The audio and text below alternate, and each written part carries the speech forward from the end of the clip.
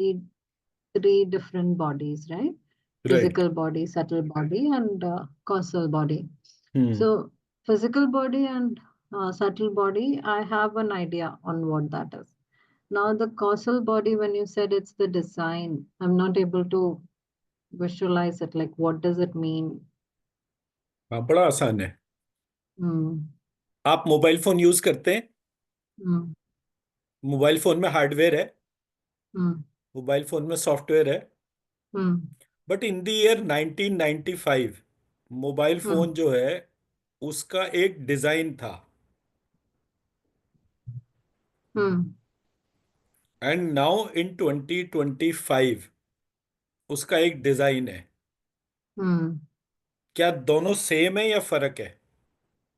Different. ये difference कौन design करता है? Hmm. Based on the improvements that people want. लोगों को तो स्मार्टफोन चाहिए नहीं, उन्हें तो नॉर्मल फोन चाहिए। स्मार्टफोन तो उनको बेचा जाता है ना। Hmm. तो the causal body decision making is principal.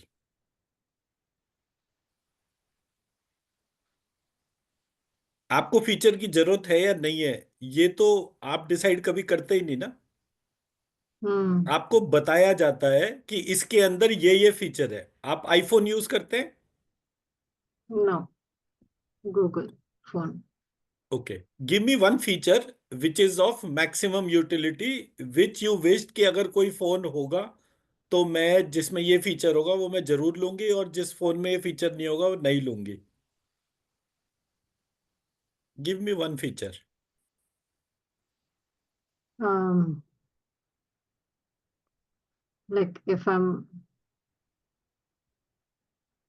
don't know, maybe if I'm looking for a new phone nowadays, all phone has everything. A good connectivity without any issues is what is main, I think. That is the purpose of having a phone. So voice and data दो ही तो चीज होती है ना phone में। Hmm. Hmm. ये सब में कॉमन है। Hmm. Memory, Hmm. ये भी सब में कॉमन है। ऑलमोस्ट सारे सेम होते हैं, कोई फर्क नहीं होता। What is differentiated is the brand perception. Hmm. Somebody who is status conscious uses iPhone. Okay. So iPhone जो है, जब मैंने बहुत पहले देखा था तो that time it was costing around 65,000। तब 1 लाख का Hmm. वेरिएंट नहीं था, and they sold 1 crore pieces एक बार में, एक लॉन्च में। Okay. अब 1 करोड़ लोगों को वर्ल्ड वाइड अगर आप आईफोन बेच रहे हैं तो वैल्यू कितनी हो रही है? कनेक्ट 65,000 करोड़। Hmm. ये 65,000 करोड़ जो है ये ब्रांड इसका परसेप्शन बनाती है। Hmm. लोगों को फीचर्स की रिक्वायरमेंट नहीं है, स्टेटस की रिक्वायरमेंट है। Hmm. वो स्टेटस जो है वो पूरे साल उस ब्रांडिंग को उस हिसाब से बनाती है। Hmm. तो जब लोगों ने देखा कि भाई ये 65,000 करोड़ का मार्केट है, स्टेटस ड्रिवन है, तो पैरेलली जो है गूगल ने पिक्सल निकाल दिया। Because end of the day Google जो है वो एंड्रॉयड का ओनर है, तो एंड्रॉयड Hmm. का पूरा उसी का है, तो उसने कुछ चीजों के तौर पे मेमोरी और बाकी सारी चीजों को डिफाइन करा। But then it Hmm. Created a brand again. Hmm. तो वर्ल्ड वाइड जो है, हम जब कभी कोई चीज, अच्छा मोबाइल फोन वैसे कितने के आते हैं, मैक्सिमम कितना कॉस्ट है? Any idea? Like here it is around 1,500. जो सबसे महंगे मोबाइल फोन है वो 5 करोड़ के रेंज में आते हैं ओके। एक फोन। हम जो हम्म। फोन यूज करते हैं वो मैक्सिमम 50,000 रुपए का यूज करते हैं। ओके। अभी थोड़े दिन पहले एक वो वीडियो बहुत सर्कुलेट हुआ था, जो एप्पल का कोई टीम था, उसने बोला कि जो आप फोन एप्पल का खरीदते हैं उसका कॉस्ट कितना है। ही सेड, सबने अपने अपने वाइड गेसेस दिए, उसने कहा $10। तो मेरी मैन्युफैक्चरिंग कॉस्ट $10 है। हम्म। अब फोन बिकता कितने डॉलर्स का है? अराउंड $120 का। 1200 इंटू 100 कितना हो गया? नो, $1200 हो गया। No, 120 you won't get. 1,200 maybe. $1200 हो गया। Hmm. तो $1200 की चीज की मैन्युफैक्चरिंग कॉस्ट केवल $10 है। Hmm. Now if you want to sell something which is 120 times more, you need to Hmm. create a aura for it. Hmm. There is no scope of need, it is everything to do with want. कोई Hmm. दूसरा चीज बेच रहा है, Hmm. और जब कोई दूसरा चीज बेचता है और वो चीजों को डिजाइन करता है, it is the creators wish. ये क्रिएटर ड्रिवन फीचर है। आप कैसे सोचेंगे, कैसे बात करेंगे, कैसे काम करेंगे, आपका कोई भी पार्ट किस तरह से इम्पैक्ट होगा, कैसे चलेगा, ये सारा कुछ जो है ये कॉजल बॉडी का डिजाइन है। So your individuality. Not individuality. Individuality का तो रोल ही नहीं है ना, it is the causal body. आप कैसे सोचते हो, ये सोचना किसी ने डिजाइन करा है। जब आप अपने आप को उस डिजाइनर से कनेक्ट करते हैं, Hmm. क्रिएटर से, Hmm. तब आपको डिजाइन फ्लेक्सिबिलिटी पता चलती है। So the creator is the Atma. Creator is the आत्मा और परमात्मा, हम उसको कैसे Hmm. भी कह सकते हैं। Hmm. तो मुझे सबसे पहले अपने इनर डिजाइन को देखना है, तो मैं कहूंगा कि मेरे शरीर के अंदर एक कुछ आत्मा टाइप का नाम मैंने सुना है। आई आई कैन नॉट गारंटी कि ये आत्मा ही होता है, बट कुछ है। सबसे पहले तो उसको आप अननोन डोमेन से नोन डोमेन के ऊपर लेकर आते हैं कि Hmm. जब कोई व्यक्ति मर जाता है तो उसकी बॉडी, उसका हार्डवेयर और सॉफ्टवेयर तो एज इट इज रहता है, बट वो डिसफंक्शनल हो जाता है। Hmm. तो जैसे मोबाइल फोन का बैटरी निकाल दिया तो वो खत्म हो गया, उसकी बैटरी लगा Hmm. दी तो वो चालू हो गया। तो Hmm. आत्मा का एक रोल जो है वो मुझे पता चला कि वो उस बैटरी के जैसा है, power source. Hmm. Hmm. Or we can say it is the intelligence of the body. Can we? नहीं, No. Okay.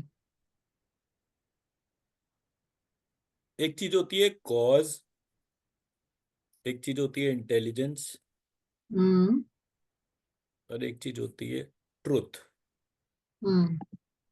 तो लक्ष्य को कहते हैं लक्ष्मी, इंटेलिजेंस को कहते हैं सरस्वती,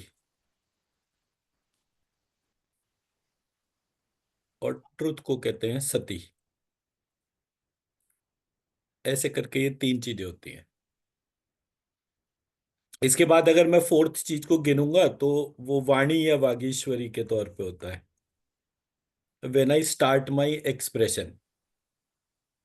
तो Hmm. हमारे यहाँ जब भी हम कोई चीज, आप कितने भी इंटेलिजेंट हो, ऐसा थोड़ी है कि आपकी डेथ नहीं होगी। डेथ तो सभी की हो रही है ना। Hmm. तो intelligence has nothing to do with life, but intelligence helps you identify life.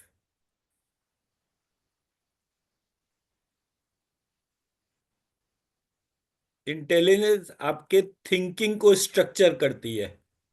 Hmm. But thought क्या होता है? थॉट हमें पता ही नहीं है, बिकॉज थॉट हमारी नेचुरल पैकेजिंग है।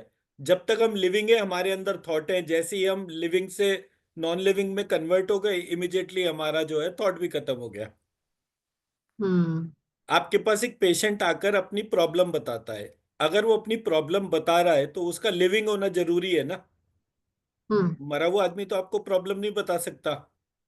हम्म।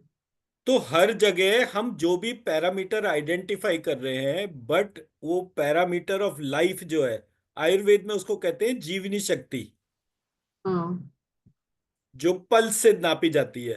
पैर की नस से देखते हैं कि हाँ वो जो है वो जीवनी शक्ति कितनी है।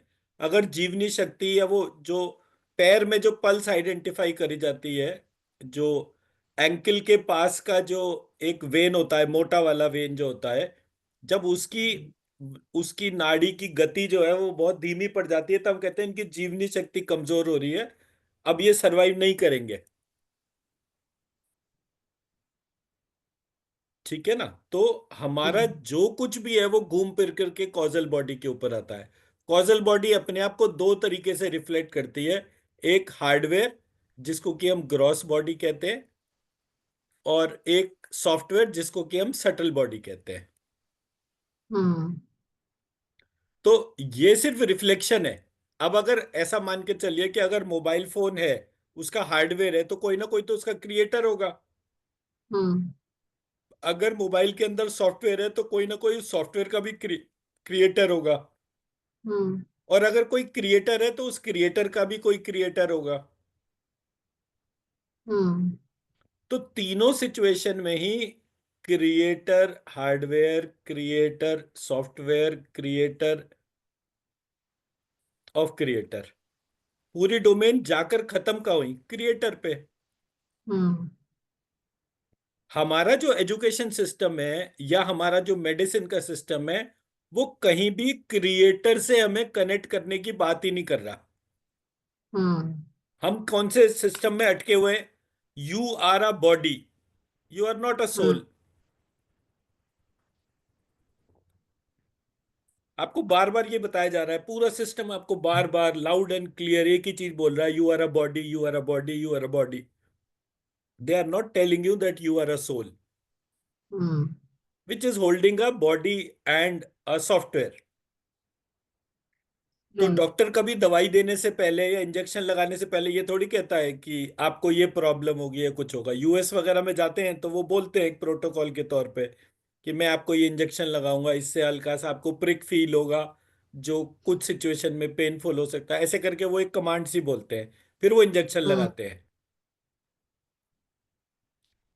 इंडिया में तो उल्टा करा और इंजेक्शन ठोका और बात खत्म, ना ये बताना ना वो बताना। तो पूरा प्रोसेस हम्म। आपको बाय डिफॉल्ट एक ही चीज बोल रहा है, that you are a body.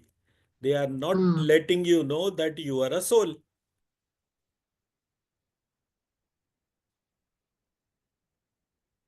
So when you are a body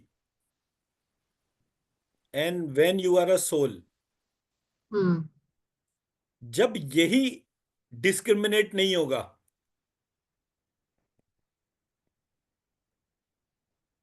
तो जब यही डिस्क्रिमिनेट नहीं होगा, यहां पर आप शरीर के लिए भोजन करते हैं, हम्म। यहां पर आप शरीर को ही प्रोटेक्ट करते हैं, उसके लिए घर वगैरह बनाते हैं, गाड़ी बनाते हैं। बट अगर ये सोल है, तो सोल को कैसे प्रोटेक्ट करना है, सोल को कैसे नरिश करना है, सोल रिलेटेड एक्टिविटीज से आप दूर चले जाते हैं। राइट। तो जैसे कंप्यूटर में क्या होता है, आप काम कर रहे हैं, आपने कंट्रोल ऑल डिलीट एक बटन दबाया, और सडनली हम्म। जितने भी काम चल रहे थे वो सारे के सारे पॉज हो जाते हैं। और पॉज होने के बाद एक नई विंडो खुल जाती है which is highlighting different processes, different activities, कौन कौन से प्रोग्राम खुले हैं, सब पता चल जाता है। हम्म। तो हमारे को अपनी लाइफ में सोल की डोमेन को देखने समझने के लिए एक बटन चाहिए, जो which is similar to control dot delete, hmm. जिसको करते करते हम थोड़ी देर के लिए एक पॉज मोड में जाएं और उससे कनेक्ट हो जो हमारा ओवरऑल पूरा क्रिएशन का डिजाइन है, मेरा कॉजल बॉडी।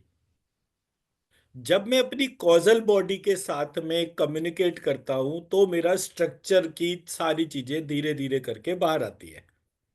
तो जब मैंने इस पार्ट पे सोचा कि मैंने कहा हाँ, मैंने तो पूरे प्रोसेस में कॉजल बॉडी से अपने आप को कनेक्ट ही नहीं करा, तो मैंने सबसे पहले एक एनालॉगी क्रिएट करा which is analogy of a car. Hmm. तो कार तो हम सबको ही पता है, मैंने कार के ड्राइवर का एनालॉगी आइडेंटिफाई करा। गाड़ी में ड्राइवर कहां पर बैठेगा? Driving, driver seat, how do you define a driver seat? where the steering is. तो स्टेयरिंग एक कंट्री में लेफ्ट में होगा, एक कंट्री में राइट में होगा, और आने वाले टाइम में जब ड्रोन कार आ जाएंगी तो स्टेयरिंग होगा ही नहीं। हम्म। क्योंकि तो उसका जो आंसर है, जहां भी कंट्रोल्स होंगे हम्म। कंट्रोलर वहीं बैठेगा। हम्म। जहां भी कंट्रोल्स होंगे कंट्रोलर वहीं बैठेगा। Right. Controller will not sit on the engine as it is the most important body part. Hmm. Controller will sit where there are the controls hmm. of everything pertaining to driving. तो हमारे शरीर के अंदर जैसा engine है वैसे ही हमारा mind है।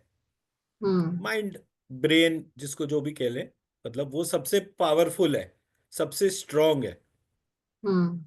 बट हम यहाँ पर कोई स्ट्रांग और वीकनेस के तौर पे थोड़ी काम कर रहे हैं। मैं जहां से अपनी आईज को, नोज को, लिप्स को, हियरिंग को, हैंड मूवमेंट को, इन सब चीजों को, लेग मूवमेंट को, हार्ट, लिवर, किडनी, इन सब के वॉलेंट्री इनवॉलेंट्री मूवमेंट को, जहां पर भी बैठकर मैं इन सबको कंट्रोल करता हूं, कंट्रोलर वही होगा। हम्म। वही होगा ना? Yes. तो हमारे शरीर के अंदर वो कौन सा पॉइंट है जहां पर कि सारे कंट्रोल्स हो?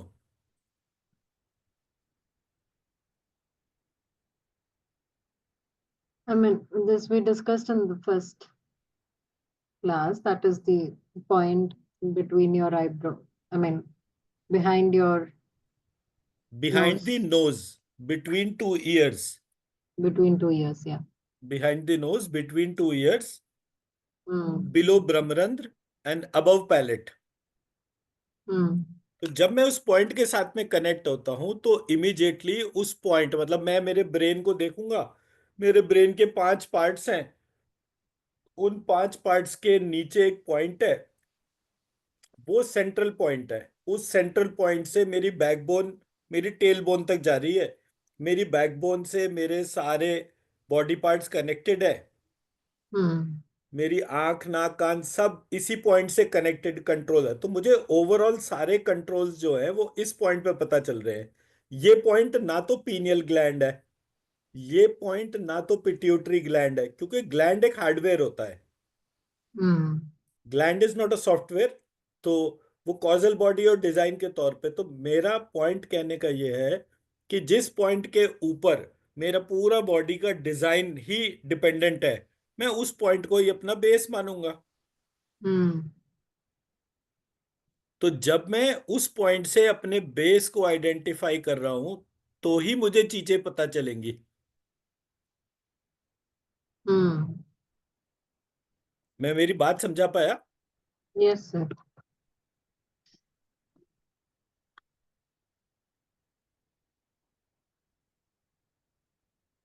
तो मैंने मेरे शरीर के भीतर जब इनर इन्वोकेशन को चेक करा, तब मुझे पता चला कि मेरे शरीर के अंदर एक ऐसा पॉइंट है जिस पॉइंट पर जाने के बाद मेरे शरीर के सारे कंट्रोल्स जो है मुझे पता चलते हैं। और जब मुझे Hmm. सारे कंट्रोल्स पता चलते हैं तो मुझे ये पता चलता है कि कंट्रोलर यहीं पर ही होगा। Okay. और जब मैं उस कंट्रोलर को आइडेंटिफाई करता हूं तो मेरे ट्रांसफॉर्मेशंस मुझे पता चलते हैं। Yeah. उन ट्रांसफॉर्मेशंस को जब मैं ऑब्जर्व करता हूं तो मेरी ओवरऑल फंक्शनैलिटी का सारा पार्ट बिल्कुल क्लियर होके मेरे सामने आ जाता है। हम्म। तो मैंने जब इस पॉइंट को देखा तो ये जो इमेज दिख रही है अभी आपको स्क्रीन पे, नो, इट्स द एक्सेल। अभी दिख रही है। Not yet. हाँ, या। अब ये जो इमेज है इसमें राइट साइड में जब आप देखेंगे तो आपको पता चलेगा कि ये एक रेड कलर का एरो है जो ये बताता है कि ये वो पॉइंट है जो behind the nose, between two ears, below ब्रह्मरंध्र। सो मेरी ये बैकबोन का एक स्ट्रक्चर है। हम्म। और ये जो बैकबोन का स्ट्रक्चर है इसमें तीन कॉमन पॉइंट्स हैं। इसमें पहला पॉइंट है माय हेड, दूसरा है नेक और तीसरा है टेल। हम्म। ये स्टैंडर्ड है।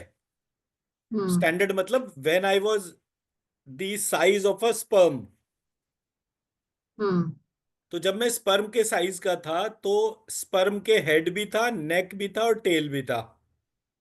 आज मैं एक फुल्ली ग्रोन अप बॉडी हूं तो भी यही है। हम्म।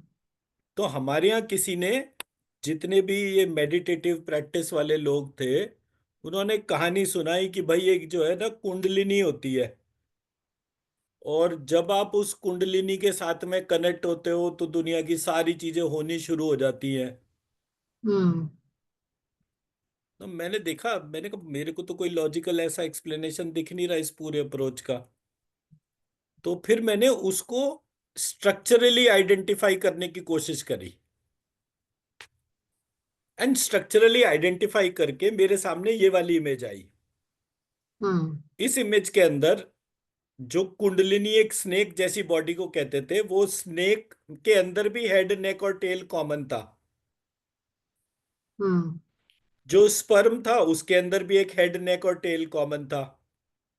हम्म।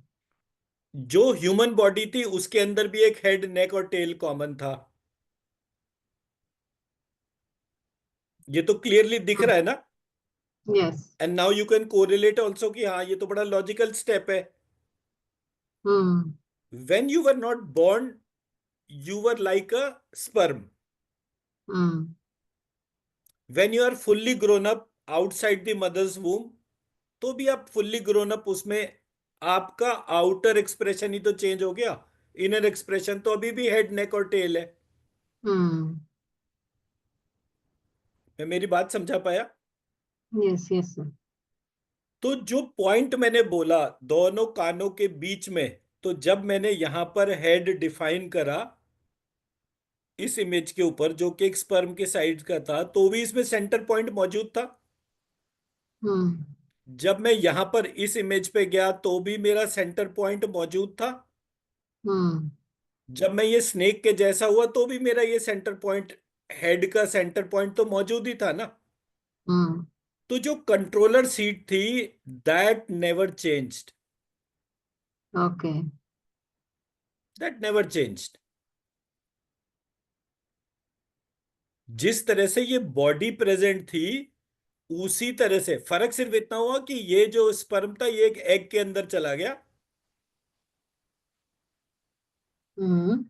तो जैसे एक टॉर्टोइज का एग होता है, उसके एग के अंदर एक स्पर्म होता है, और उसके बाद या। उस एग को ब्रेक करके टॉर्टोइज बाहर आ जाता है। हम्म। ऑन दी सेम लाइंस यहां पर भी वही प्रोसेस हो रहा था। तो जो मेरी आइडेंटिटी थी, identity of a sperm, that never changed. Hmm. और अगर मेरा हेड है तो उसका एक सेंटर पॉइंट होगा, with that centre point is nothing but the controller domain. Yeah. So now I can very correctly say कि before even my birth, before birth, hmm. when I was just a sperm, I knew from where to start and where to go. क्योंकि controller तो वही था ना, in the form of sperm. Hmm. तो वो sperm को egg तक जाना था और उसको फर्टिलाइज होना था। उसका जितना भी मैनिफेस्टेशन था वो कंट्रोलर ड्रिवन था। Hmm. It was never without the wish of the controller. अगर ये कहें हम कि नहीं ऐसा नहीं होता, तो there are lot of pregnancies which never get confirmed. There are crores and crores of people who are not able to conceive. Hmm. तो कार्मिक साइकिल कहकर हम उसकी वैल्यू को इग्नोर कर देते हैं, बट हम उसके कॉजल डिजाइन को ही नहीं देखते। हमारा टॉपिक तो ऑफ डिस्कशन तो कॉजल बॉडी को ही आइडेंटिफाई करना है ना।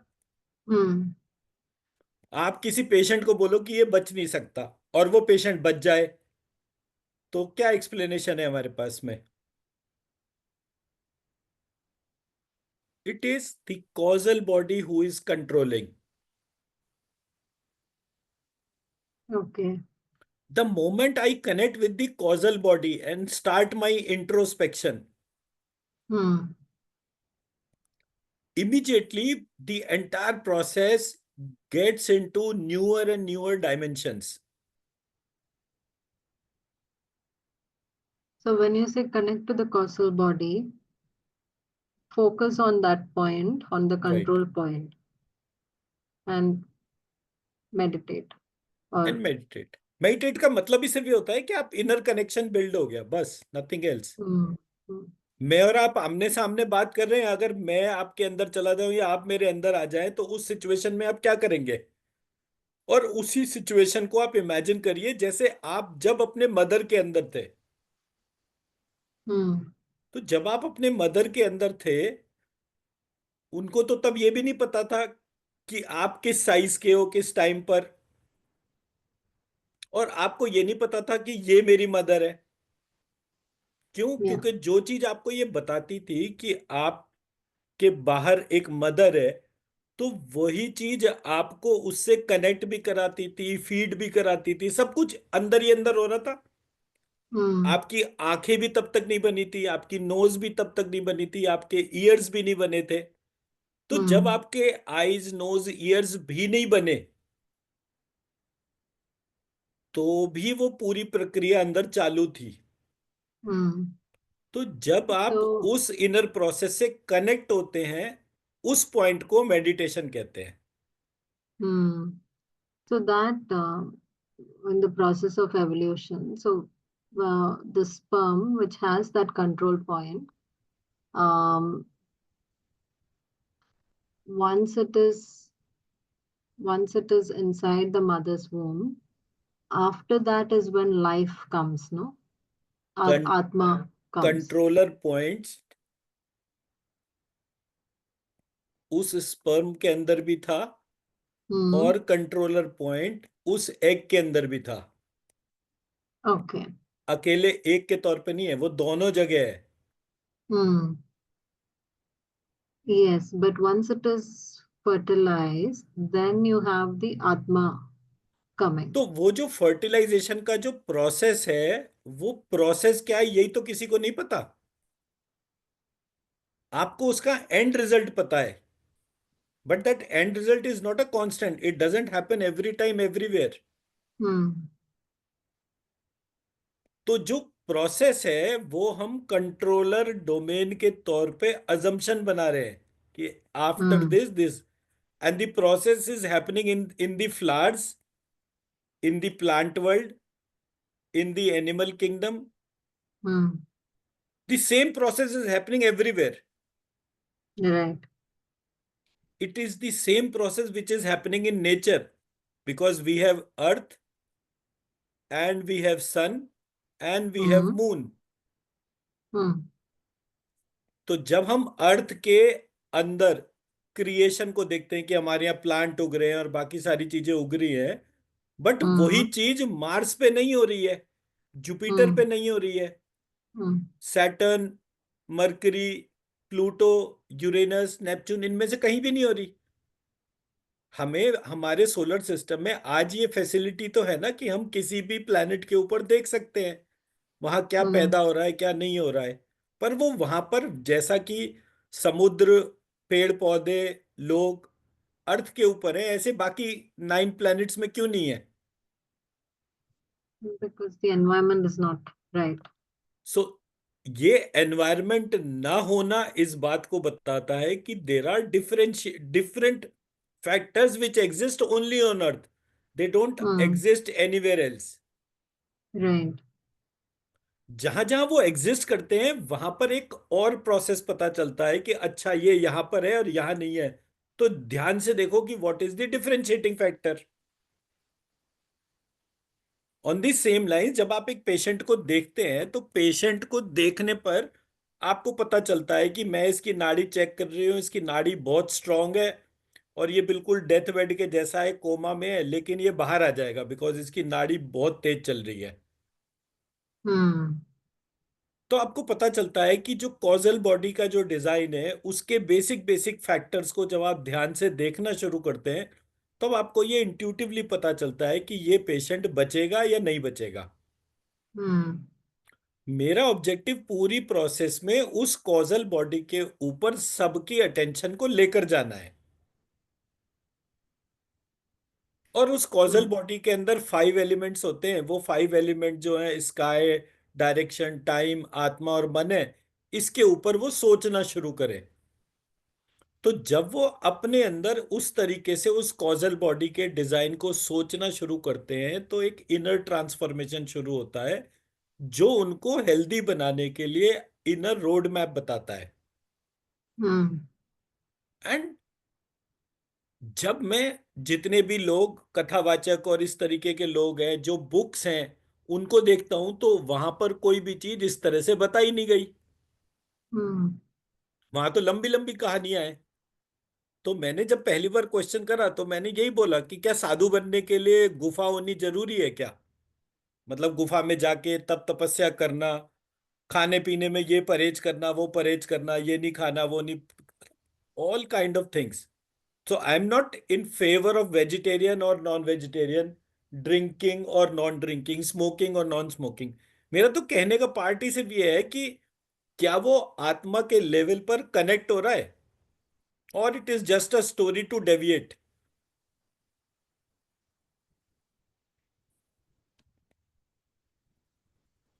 Hmm. I didn't understand that part. देखिए मेरा कहने का ऑब्जेक्टिव ये है, अगर कोई व्यक्ति वेजिटेरियन है हाँ. और कोई व्यक्ति नॉन वेजिटेरियन है, Hmm. कोई अल्कोहल कंज्यूम करता है, कोई अल्कोहल नहीं कंज्यूम करता, कोई स्मोकिंग Hmm. करता है, कोई स्मोकिंग नहीं करता, Hmm. in entire process does it has anything to do with spirituality, yes or no? Not really. तो Sometimes अगर मैं yes. सोल रिलेटेड डिस्कशन की बात कर रहा हूं, देखिए मेरे फादर जो है he died at the age of 83। Hmm.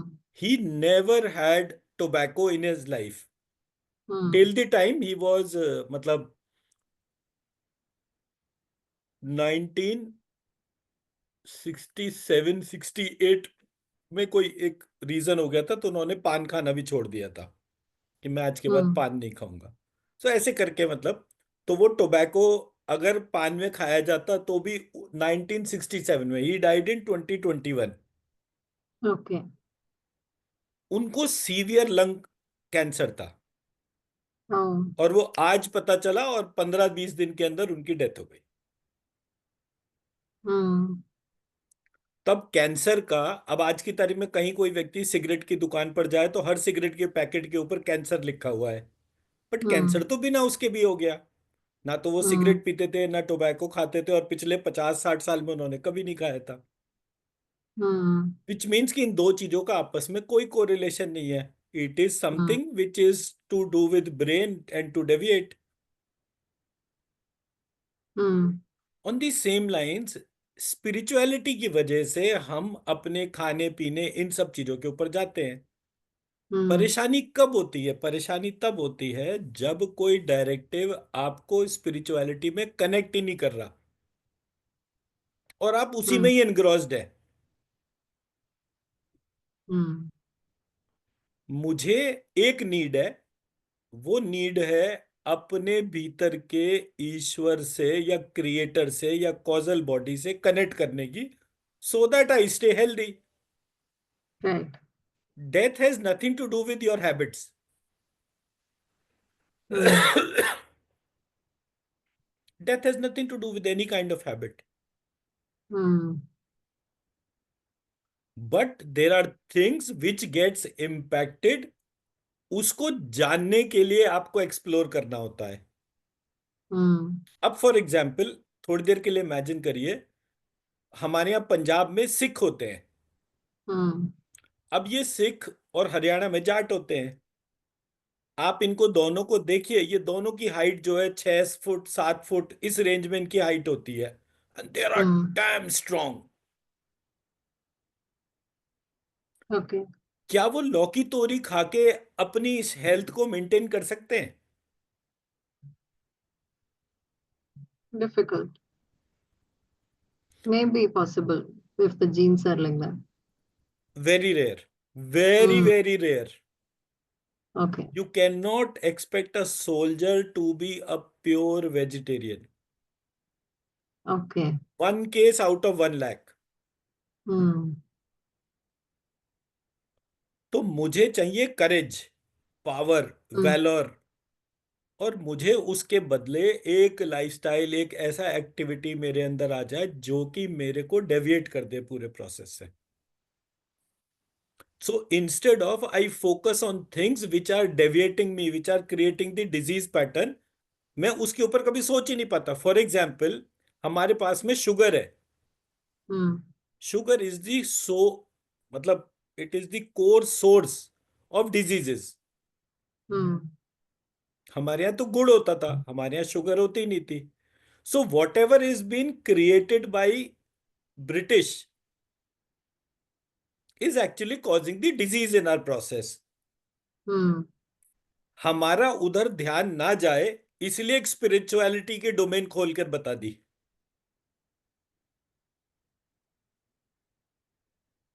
मैंने जितने भी लोगों को सिगरेट पीते हुए देखा, Hmm. उसके कंपैरिजन में जितने भी लोगों को टोबैको खाते देखा, उसके कंपैरिजन में जितने लोगों को चीनी खाते देखा, sugar, Hmm. Hmm. The one who is consuming the sugar maximum, Hmm. Raw sugar और डायरेक्टली इन टर्म्स ऑफ, उसकी जो डेथ परसेंटेज है, उसकी जो डिजीज परसेंटेज है, it is much more than people who are consuming any kind of things. Hmm. But again, that is only the processed sugar, no, not the mystery that we have, the पर हम raw. मिश्री नहीं खाते हैं, हम sugar खाते हैं। Hmm. आप अगर पूरा कॉम्प्लीमेंट, ये क्या कहते हैं इसको, नॉन कम्युनिकेबल डिजीजेस जो होते हैं, उसके Hmm. पूरे प्लेथोरा को स्टडी करिए। The Hmm. Whole plethora is based on only two elements. One is white salt, the other is white sugar. Okay. So diabetes, blood pressure, thyroid, hypertension, इसके only in India there are around 35 crore patients. Only 35 crore patients. So out of 140 crores, 35 crore is the population suffering from these four diseases only. Hmm. So artificial sugar and artificial salt are the two things which are co-responsible for entire disease spectrum, which is under the category of non-communicable diseases. Right. आप किसी भी patient को दो चीजें छोड़ने के लिए बोल दीजिए, एक शुगर, जो व्हाइट शुगर हमारे घरों में आती है, और एक व्हाइट सॉल्ट, जैसे इंडिया में टाटा सॉल्ट और इस तरीके के जो सॉल्ट होते हैं। Hmm. नेचुरल सॉल्ट ले, नेचुरल स्वीटनर ले। नेचुरल मतलब जो शुगर केन वाले, जो आपका ये वाला होता है, क्या कहते हैं, गुड़ जिसको कहते हैं, जैगरी, Hmm. उसको लेना है। तो उसको लेने वाला व्यक्ति हेल्दी होगा, जो सेंधा नमक खा रहा होगा वो व्यक्ति हेल्दी होगा, Hmm. Compare to these two things. Hmm. Two common areas. Third one is the मतलब जो हम सॉल्ट की बात कर रहे हैं वो नेचुरल सॉल्ट जो है उसके अंदर आते हैं 12 टिश्यू सॉल्ट्स। तो अगर आप गूगल करेंगे तो टिश्यू सॉल्ट्स जो हैं, शूलर्स टिश्यू सॉल्ट्स ऐसे करके आपको डिटेल मिलेगा पढ़ने के लिए। कौन सा सॉल्ट जो है, मतलब there are only 12 tissue salts, कुछ जगह 24 या 27 भी डिस्क्रिप्शन है, बट मोटा मोटा 12 टिश्यू सॉल्ट्स का डिस्क्रिप्शन है। 12 में से कोई सा भी एक टिश्यू सॉल्ट कम होने से या 12 के 12 कम होने से हमारे शरीर के अंदर 300 तरीके की बीमारियां होती हैं, including heart, including cancer, including liver infection, anything. अब आप बताइए कि आपके घर का जो वाटर प्योरीफायर है, क्या आप वाटर प्योरीफाइड पानी पीते हैं या कोई और? हम लोग वाटर प्योरीफायर का पानी पीते हैं। Hmm. एज अ रिजल्ट वो जितने नेसेसरी टिश्यू सॉल्ट्स हैं वो हमारी बॉडी में से बाहर चले जाते हैं। Hmm. तो जब मैंने ये छोटे छोटे एलिमेंट्स को देखा कि अरे मेरे देश में तो घर घर में बीमारी कौन लेके आ रहा है, क्योंकि जब कोविड हुआ था तो rich and affluent only died, not poor. जब कोविड Okay. हुआ था तो किसी भी कोविड में किसी भी हॉस्पिटल के अंदर जो फंक्शनल स्टाफ था, जो स्वीपर्स थे, जो नर्स और ये लोग सब थे, they were rarely any death numbers. Hmm. तो जो पुअरेस्ट ऑफ द कम्युनिटी है, जो उस हॉस्पिटल के अंदर स्वीपर है, जो उस हॉस्पिटल के अंदर, उसका तो फर्स्ट लाइन इन्फेक्शन होना चाहिए था और उसको सबसे पहले मरना चाहिए था। Hmm. वो नहीं मरा। Only in Delhi there were more than 10,000 doctors who died in Covid epidemic. मैं Right. मेरा पॉइंट समझा पाया? Yes, sir. जितने भी लोग आप देखेंगे जिनका sugar, water purifier, salt artificial था, वो जल्दी Hmm. मर गए। जिनका नॉर्मल सॉल्ट था, सेंधा नमक खाते थे, गुड़ वगैरह खाते थे, और नॉन वाटर प्योरीफायर वाला पानी पीते थे, Hmm. उनकी सस्टेनेंस ज्यादा थी, इम्यूनिटी बेटर थी। गरीब आदमी क्यों नहीं मर रहा कहीं भी? किसी भी एपिडेमिक में मैं देख रहा हूं लगातार मोटी मोटी मेडिकल इंश्योरेंस है, 50-50 लाख रुपए ट्रीटमेंट में लगे, फिर भी आदमी नहीं बचा। 50 लाख रुपए उसके अकाउंट से और माइनस हो गए जो इंश्योरेंस ने पे कर दिए। So there I realized that there is something which is there in the causal body in the process which I am not able to connect. The moment I'll start making a connection with it, हमारे पूरे process में transformation आ जाएगा। I was very surprised. Why till date no Ayurveda person was ready to face the allopathic process? वो कहीं बात ही नहीं कर रहा। Hmm. भाई हमारे यहाँ आयुर्वेद में सिखाया जाता है सेंधा नमक खाना, हमारे यहाँ आयुर्वेद में सिखाया जाता है गाय का दूध पीना एंड ऑल दैट पार्ट, हमारे यहाँ Hmm. आयुर्वेद में सिखाया जाता है नमक के तौर पे, ओ सॉरी, चीनी के तौर पे गुड़ को खाना, उन Hmm. चीजों को खाना जिसमें कि चीनी ना हो, सो दैट। मैंने जब बेसिक डेफिनेशन को देखा तो मुझे पता चला कि आयुर्वेदा में एक डेफिनेशन है प्रमेय Hmm. और एक डेफिनेशन है मधुमेह। Hmm. किसी ने प्रमेह को डायबिटीज कह के मुझे बेच दिया, जबकि प्रमेह डायबिटीज नहीं था, मधुमेह डायबिटीज था। Oh, आप फिर से okay. डेफिनेशन पढ़िएगा, क्योंकि ये तो आयुर्वेद नहीं पढ़ाया ना मुझे। तो जो प्रमेय है, हर प्रमेय मधुमेह नहीं होता, Hmm. प्रत्येक प्रमेय मधुमेह नहीं होता। किसी ने हमारे साथ धोखा करके सारे प्रमेय को मधुमेह कह दिया, मतलब everybody only in one definition diabetes. Hmm. और ये मुझे क्यों पता चला? मेरे फादर कभी डायबिटिक नहीं थे, हम्म। पर हर 5 या 10 साल के बाद एक दिन उनकी शुगर बहुत डिस्टर्ब आती थी और वो गोली खाना शुरू करते थे। 15-20 दिन के बाद उनको गोली बंद करनी पड़ती थी। क्यों? क्योंकि जैसे ही वो गोली खाते थे उनके हाथ कांपने शुरू हो जाते थे। ओ। तो जब उनके हाथ कांपने शुरू होते थे तो डॉक्टर उनको बोलता था, अच्छा बंद कर दो शुक्ला जी, आपको सूट नहीं कर रही दवाई। एंड मेरे फादर जो है, और हमारे यहाँ कहा क्या जाता है, ओह आपको डायबिटीज हो गई, अब तो ये हमेशा के लिए हो गई। हम्म।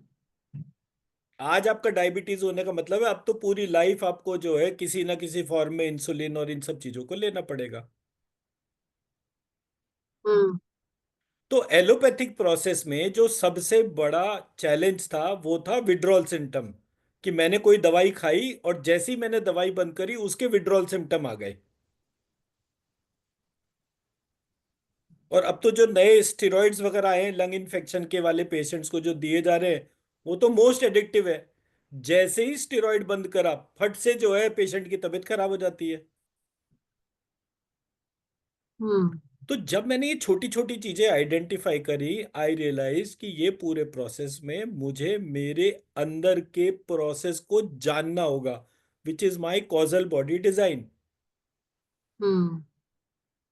जब तक मैं उसको नहीं जानूंगा तब तक ये प्रक्रिया नहीं चल सकती। तब तक मैं उन तमाम बीमारियों को रिजॉल्व नहीं कर सकता जो कि मुझे पता ही नहीं चल रहा। For example autism, mental health, Alzheimer, dementia, Parkinson's, ये हो क्यों रहे हैं?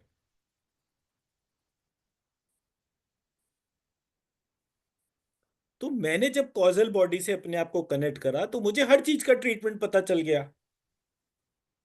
Otherwise how it is possible on earth? मतलब आप भी अच्छे खासी दुनिया को जानते हैं, क्या आपने आरती जैसा कोई और हीलर देखा है नो। जो 2 से 5 मिनट में, irrespective of wherever you are sitting, वो आप उसको सामने वाले व्यक्ति को फर्क ला कर दिखा दे? कोई भी नहीं। हम्म। भाई टेक्निकली 2017 से हम लोगों को सिखा रहे हैं, तो 17 से अब हम 25 पर आ गए। 7-8 साल से मैं पूरी हीलर फ्रेटर्निटी, मतलब देश में कहां से शुरू होती है विदेश में कहां से शुरू होती है, सारी फ्रेटर्निटी के साथ में उठ बैठ रहा हूं। जो व्यक्ति हीलिंग प्रोसेस में 20-20 साल से काम कर रहा है, वो 20-20 साल में लोगों के पास में जो एबिलिटीज नहीं थी, वो हमारे साथ में उन्होंने हीलिंग में जब वो बीज मंत्रों को और उस पूरे प्रोसेस को यूज करा, उनके अंदर हीलिंग प्रोसेस ट्रांसफॉर्मेशन हो गया। हम्म। तो ये जो यूनिकनेस था जो आरती के अंदर जनरेट हुआ, it is because of the causal body design. Okay. तो हम ये The कोशिश करते connecting हैं with कि the causal. The moment you start connecting with your causal body, immediately transformation शुरू होता है। हम्म। आज आप सिर्फ जो है रात को सोने से पहले आंख बंद करके अपनी कॉजल बॉडी को आवाज मारिएगा, आप कौन हो, कैसे हो, मैंने तो कभी ध्यान ही नहीं गया था, आई एम सो सॉरी। उसको इमेजिनेशन में ही एक बॉडी मानते हुए, कोई भी मतलब नानी दादी जो भी आपको कभी सपने में दिखते हो उनको ध्यान करके उनको वही मानकर उनको हग करिए, उनके साथ डांस करिए, उनके साथ बात करिए। और सुबह जब आप उठेंगे सोकर, तब आप देखिए कि आपको अपनी हेल्थ में क्या फर्क लग रहा है। हम्म। और इस प्रोसेस से बार बार आप अपने उसमें क्वेश्चन करिए, इनर क्वेश्चनिंग करना है। जैसे जैसे आप इनर क्वेश्चनिंग करेंगे, और इनर क्वेश्चनिंग कैसे होता है, छोटा बच्चा जो होता है वो अपने ग्रैंड पेरेंट्स के साथ में जब बैठता है तो बड़ी डिटेल में बात करता है, छोटी छोटी बारीक बारीक ऐसी बातें जो नॉर्मली किसी का ध्यान भी नहीं जाता, वो एक छोटा बच्चा अपने ग्रैंड पेरेंट्स से पूछता है। हम्म। तो जब इस तरीके का प्रोसेस चलता है तो आपको सिर्फ अपने आप को वो छोटा बेबी मानना है और अपने सबकॉन्शियस में वो ग्रैंड पेरेंट्स है, और उनसे क्वेश्चन करना, अच्छा मुझे ये नहीं समझ में आ रहा, मुझे ये बता दीजिए, मुझे वो बता दीजिए। जैसे एक छोटा बच्चा ग्रैंड पेरेंट्स का लगातार बात करता ही रहता है। तो वो जो एस्पेक्ट है, जब आप अपने अंदर उसको जनरेट करेंगे, आप देखेंगे phenomenal energies will start coming out. Hmm. ये जो फिनोमिनल एनर्जीज हैं, this will help you to know your self much better. Okay. तो सारा खेल ही उसी के हिसाब से चलता है। हम्म। पर नहीं पता जब तक होता, तब तक बहुत सारे एस्पेक्ट होते हैं जो इम्पैक्ट करते हैं। हम्म। और एक मेरा रिक्वेस्ट ये है कि मैंने इनिशियली बोला था कि हमारी जो पीपीटी है, उसके जो प्रिंट आउट्स हैं, वो प्रिंट आउट्स आप अपने पास में रखिए और उसके ऊपर ही क्वेश्चन लिखिए। सो दैट जैसे मैंने ओके। आज ये स्लाइड खोल रखी है और ये प्रोसेस को हाँ। एड्रेस कर रहा हूं, तो it will become easy for you to recap each time. नहीं तो वो क्या, राइट। आज की बात आज ही भूल जाएंगे, कल परसों में याद करने में टाइम लगेगा। हम्म। जब आप क्वेश्चन लिखें तो इसी पीपीटी के ऊपर पेंसिल से लिखते जाइए। कौन सी स्लाइड पढ़ ली, कौन सी नहीं पढ़ी, कौन से वीडियो देखे, कौन से नहीं देखे। एंड आप क्वेश्चन करते जाओ। जितना आप ज्यादा क्वेश्चन करोगे, उतना मुझे ये पता चल जाएगा कि आपके जो अंदर का जो क्वेश्चनिंग है वो बहुत इंटरेस्टिंग हो रहा है या नहीं हो रहा। हम्म। मैं मेरी बात समझा पाया? Yes sir. तो ये पार्ट है। Now with the PPT, so I have day 1 to 14, day 14 to 28. These two PPTs I have. एक second. Now then I have 42 to 28. एक So second. which PPT should I start with?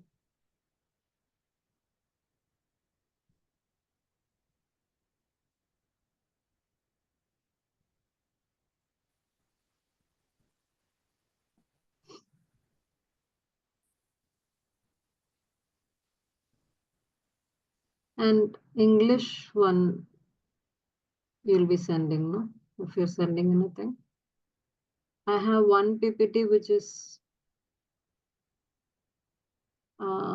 which says Daiva ये Vyapashvaya. Combined PPT है। ठीक है। Okay. तो इस कम एक second रुकिए। एक सेकेंड, एक second. This is full year course. नहीं, this is only level 1, level 2, level 3।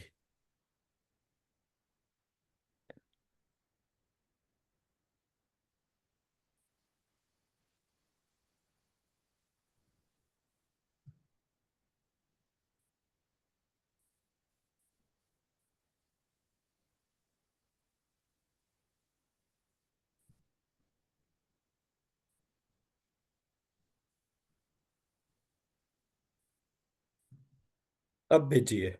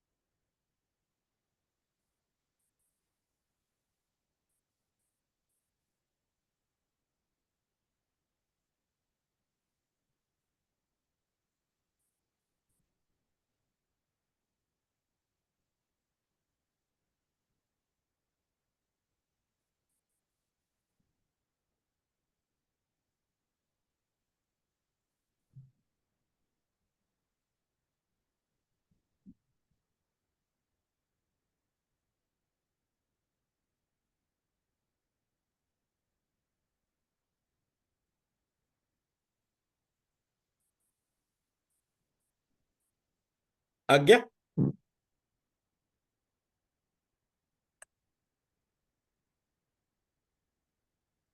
ये पीपीटी आ गया ना आपके पास में? Hmm. तो इस पीपीटी के प्रिंट आउट्स आप अपने पास में ले लीजिए। ब्लैक एंड व्हाइट और coloured, that doesn't matter. But जब आप इनके प्रिंट आउट्स को अपने पास में रखेंगे तो it will become easier and easier each time. जब भी आपको टाइम मिलता है स्लाइड को देखिए, क्वेश्चन करिए। जैसे आज आपने क्वेश्चन करा तो मुझे बड़ा अच्छा लगा। Sure, sir. Yeah. And I hope कि शायद मैं कुछ क्वेरी को कुछ परसेंटेज तक रिजॉल्व कर भी पाया हूँगा। Yes, yes, sir. That was good.